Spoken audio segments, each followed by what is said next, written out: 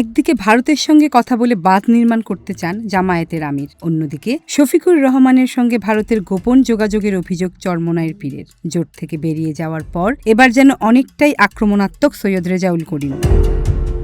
ভারতের সাথে আলোচনা করে ফেনীতে বাঁধ নির্মাণ করা হবে। জামায়াত ইসলামীর আমির ডাক্তার শফিকুর রহমানের এই বক্তব্যের পরদিনই ইসলামী আন্দোলন বাংলাদেশের আমির ও চরমোনাই পীর সৈয়দ মোহাম্মদ রেজাউল করিম দলটি সম্পর্কে বলেন, তাদের মুখে একটা, কাজে আরেকটা। সামনে বলে একটা আর গোপনে গিয়ে বৈঠক করে আমেরিকার দূতাবাসে। মুখে বলে একটা আর গোপনে বৈঠক করে ভারতের সঙ্গে।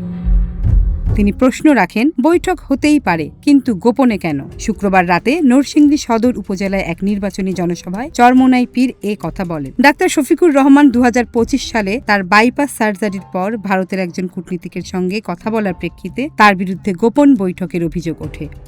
এদিকে 2025-এর 16 ডিসেম্বর একটি সমাবেশে জামায়াত ইসলামী মনোনীত প্রার্থী আমির হামজা বলেন, জামায়াত ইসলামী মুক্তিযুদ্ধের বিরুদ্ধে ছিল না, তারা ছিল ভারতের বিরুদ্ধে।